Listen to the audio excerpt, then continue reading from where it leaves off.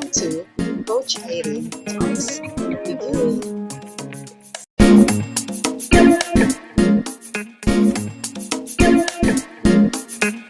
In this session, I will be discussing about our 3-in-1 facility, one of IMG's partner companies, that is Kaiser Ultimate. But before that, just a brief background about IMG. Sino ba si IMG?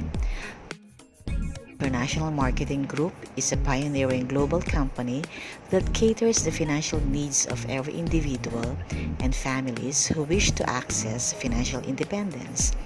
To simplify, kumbaga on a layman's term, IMG is like a school that teaches people about financial awareness and stability in reaching financial security.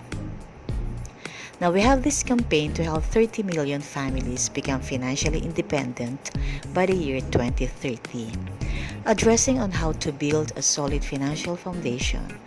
Pero ano ba itong foundation na ito? At paano ito magiging solid or strong? So here it is. Simulan nating basahin from the bottom going up. Merong healthcare, short and long term, protection or insurance, eliminate debts, emergency fund, and lastly, investment. Like building a house, you have to build it from the ground up. Pinapakita dito ang order of priority to gain a solid financial foundation. That if we do otherwise, magko-collapse ang ating foundation. Andito na din sa foundation ang 3 major financial needs natin: insurance, healthcare, and investment. Now, we have 2 scenarios in life. What if we die too soon? At least we have insurance or protection that will take care of our family. Pero what if we live naman too long? At least we have investment and long-term care to take care of us when we retire. Pero ang hirap naman kung kukuha ka ng isa-isa sa tatlong financial needs natin. Pwede naman, pero medyo mabigat sa bulsa. But what if we have a provider that caters all these 3 financial needs? Well, introducing Kaiser Ultimate. As I've mentioned earlier, one of IMG's partner company is Kaiser Ultimate. That's the topic I'll be discussing in this video. Sino nga ba si Kaiser? We're proud to have the megastar herself, Miss Sharon Cuneta, as Kaiser's brand ambassador. She even added Kaiser to one of her all-time music hit. Ang sabi niya, kasama ko ang Kaiser kahit maputi na ang buhok ko. Our mission and vision statement. Kaiser's vision. We shall aim to be the industry leader in providing maximum long-term and short-term healthcare benefits to all members. Kaiser's mission. We help build a secure future and wise financial foundation in coping with inevitable medical expenses each of us would one day face, especially after employment and during the retirement years. Kaiser International Health Group Incorporated is far more than HMO or health maintenance organization duly accredited with the Department of Health, DOH, and is likewise registered with the SEC, Securities and Exchange Commission on June 8, 2004 as a healthcare provider with an authorized capital stock of 160 million pesos. Well, Kaiser even tripled the amount required by the SEC. Kaiser's investment and funds are managed by the top leading financial institutions in the industry. Kaiser's board of directors are seasoned experts in the medical field services and in the healthcare industry, with its president and medical director, Dr. Leia Uyolo, a seasoned HMO executive and prominent doctor. Outstanding Tomasian 2019 given by the University of Santo Tomas, my alma mater.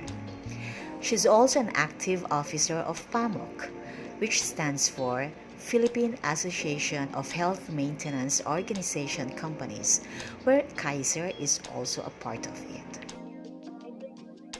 Kaiser International Health Group Incorporated, as an HMO company, caters to both corporate, group, family, and individual accounts with our various short-term plan packages that would suit your healthcare requirements. Meron din siyang senior care plan. Ito ay ang short-term Kaiser plan, but what we're gonna focus in this video is the Kaiser long-term plan, which we called Kaiser Ultimate Health Builder, a one-of-a-kind HMO product and the only long-term plan here in the Philippines. As I've mentioned earlier, Kaiser is a 3-in-1 plan. Tinatawag din natin itong 720 plan kasi 20 years ang program pero 7 years ka lang magbabayad. We're gonna divide our discussion into 3 periods or outline. First, the accumulation period. Second, the extended period, and third, the long-term care period. In this, we're gonna use the K100 plan as an example. By the way, merong plan na mas mababa at mas mataas sa K100 plan. Siyempre, pag mas mataas ang plan na kukunin natin, mas malaki ang matatanggap. The higher the plans, the higher the benefit. Ang sample age natin dito is 22 years old. Baka sabihin ng iba, naku, para lang yan sa mga bata. Pero hindi po. It doesn't matter how old you're gonna start saving. What matters most is that you start your savings program before reaching the age of 60 years old. Now, maraming mode of payments. Pwedeng monthly, quarterly, semi-annual, or annual mode of payment. Or spot cash. Meron din tayong 500 pesos every year for the policy fee. Our first part, the accumulation period or the paying period is from 1 to 7 years. Magbabayad lang tayo ng 7 years. Ang sample plan natin is K100. Ang installment amount is 58,000 plus. Sample mode of payment is annual. Ang installment amount na 58,000 plus, ita-times mo lang sa 7 years, you'll get the contract price of 411,750 pesos. Here are the benefits during this period. We have annual physical exam or the APE, which includes chest x-ray, CBC or complete blood count, urinalysis, and fecalysis. ECG or electrocardiogram for 35 years old and up. For our female plan holders na 35 years old and above, meron din tayong pap smear test. Now, both ECG and pap smear test can be availed by younger plan holders as long as prescribed ni doctor. For the dental benefits naman, we have simple tooth extraction. We have dental cleaning or oral prophylaxis. Dental cleaning or simple prophylaxis. We have temporary fillings or cementation of the jacket, crowns, on lace or inlays. Pero yung mga dentures, mga braces, yung mga implants, hindi na covered yun. Also, we have dental checkups and dental consultations. We also have basic health benefits. What if ma-hospitalize yung plan holder or ma-confine o kaya ay maoperahan? Yung fee ng doktor, ng physician or ng anesthesiologist or surgeon, covered na ni Kaiser. Depende yan sa amount ng plan mo sa Kaiser. Ang OR or operating room or ICU, intensive care unit, and accredited hospitals room and board covered din ni Kaiser. Lahat ng yan depende sa plan na kinuha mo. We call it the annual benefit limit. For example, dun sa sample plan natin na K100, the annual benefit limit is 60,000 per year. What if hindi mo nagamit yung 60,000 mo kasi hindi ka nagkasakit? Well and good, kasi matatanggap mo yan as bonus on the maturity period. Sa sample plan natin na K100, ang term life insurance coverage niya is 450,000 pesos. If death due to accident, the insurance will double. 450,000 times 2 is 900,000 pesos na matatanggap ng beneficiary ng plan holder. What if na-aksidente ang plan holder pero hindi namatay? For example, nawala ng paa, nawala ng kamay. That's what we call dismemberment. That's equivalent to the insurance coverage of the plan holder, which is 450,000. If the plan holder dies during the accumulation or paying period, mawi-waive na yung mga bayad niya. For example, second year pa lang siya nagbabayad, waive na yung the rest of the years. Yung third, fourth, fifth, sixth, seventh year, mawi-waive na siya, considered as full payment na, and the plan will be transferred to the primary beneficiary. If na-aksidente naman ang plan holder pero hindi namatay, but in permanent disability na hindi siya makakapag-work, waive na rin ang installment payment niya. Good as full payment na rin. Meron din tayong family assistance service, wherein your immediate family can utilize your Kaiser benefit. Kailangan lang active ang policy mo at naka 1 year ka nang nagbabayad. You can only avail of the services of Kaiser's accredited doctors and affiliated network of hospitals. And prior to discharge, payments should have been settled to Kaiser or depende yan sa usapan nyo ni Kaiser. Please take note that this assistance is an accommodation and not considered a benefit of the plan. Approval and denial on the ailment solely depends on Kaiser management evaluation. To summarize, let's check again the featured benefits during the accumulation period or the paying period. First, we have the annual physical exam, the dental health benefits, the room and board, annual benefit limit, waiver of installment due to disability, waiver of installment due to death, term life insurance. We have accidental death and dismemberment, and family assistance. Now we go to part 2, the 8 to 20th year, or we called extended period. First, we have the 10% annual health benefit. The 10% of K100 or 100,000 pesos is 10,000 pesos. Yung 10,000 na makukuha mo hindi liquid or hindi cash, but you can use the 10,000 for medical purposes. Pwedeng for outpatient or hospitalization. Pero pag hindi mo nagamit yung 10,000 for that particular year, it will be added to the next year. At yung interest mo during the previous year, madadagdag sa current year. 10% of 10,000 is 1,000.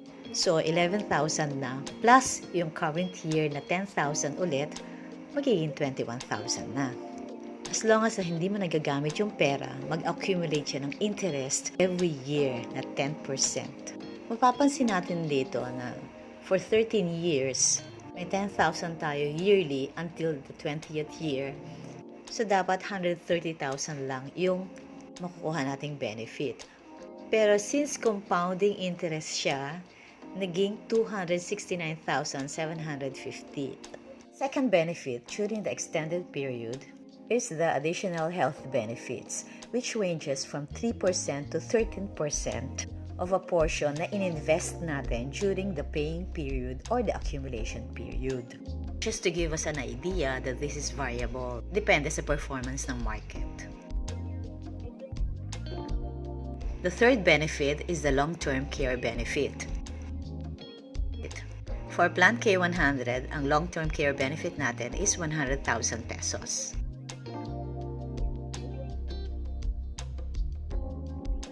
Next is our long-term care bonus, our fourth benefit during the extended period. Like what I've said before, during the accumulation period or the paying period, meron tayong annual benefit limit na 60,000 pesos dun sa plan natin na K100. Every year natin siya magagamit for hospitalization. Itong 350,000 pesos is the 85% of the contract price of 411,750 na contract price natin for Plan 100. What if walang utilization during those 7 years? Well and good kasi makukuha natin ang bonus on the maturity period. If ever na nagamit mo ang annual benefit limit mo kahit once lang, mawawala lahat ang long-term care bonus mo na 350,000 pesos. Unless na usapan kayo ni Kaiser na ibabalik mo yung nagastos niya sa'yo, then you can still have the 350,000 pesos for your long-term care bonus. Depende ulit yan sa usapan nyo ni Kaiser kasi Kung emergency naman talaga at you need the money for payment, pwedeng pag-usapan kay Kaiser. On the 20th year, the total maturity amount that we'll get is 1 million plus. Sa sample age natin na 22 years old, natapos siya ng 29 years old, and then after the extended period, maturity age is 42 years old.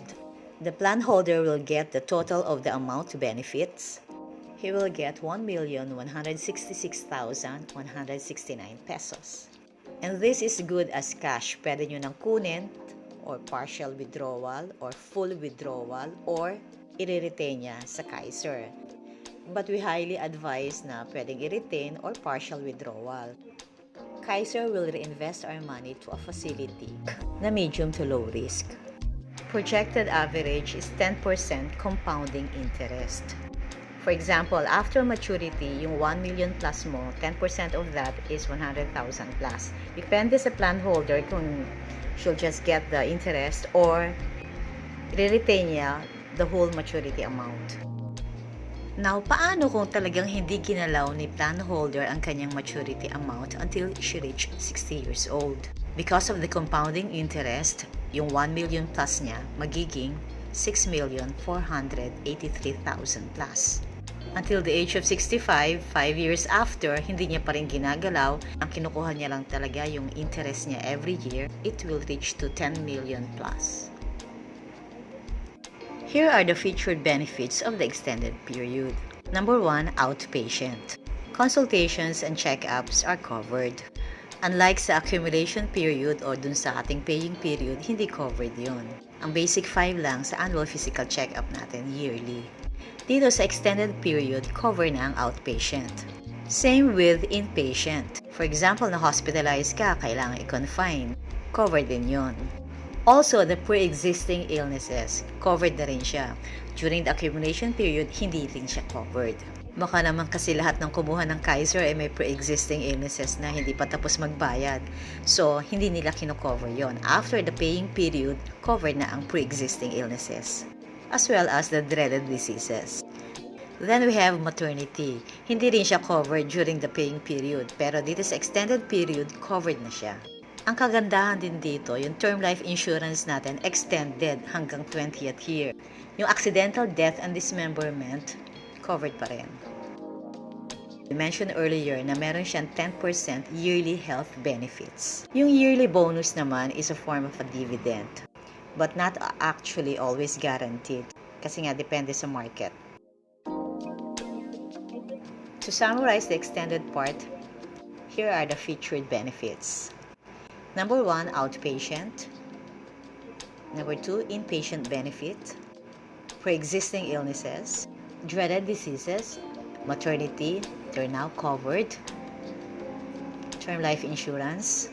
Accidental death and dismemberment. Number 8, 10% yearly health benefits. And number 9, yearly bonus. Since Kaiser is integrated with PhilHealth, we highly suggest na merong PhilHealth ang plan holder. Pag na-hospitalize ka upon discharge, yung payment mo i-deduct muna sa PhilHealth bago mapunta sa Kaiser. Yun ay i-cover ni Kaiser. Depende pa rin sa plan na kinuha mo. Kung walang PhilHealth si plan holder, shoulder ng plan holder yung dapat na amount na i-deduct sa PhilHealth bago ibigay kay Kaiser ang remaining amount. In summary, Kaiser Ultimate Health Builder has 20 years insurance coverage, year 1 to 7 healthcare benefits, year 8 to 13 extended healthcare benefits based on available funds. Funds earn interest if unused. And on the 20th year upon maturity, bonus worth 85% return of premium if unused during paying period plus accumulated unused healthcare benefits. With these 3 components, Kaiser makes our financial foundation solid.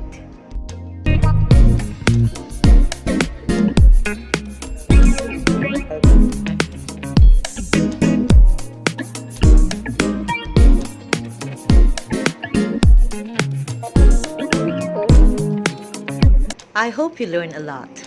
Comment below if you have any more concerns. Thank you very much for watching.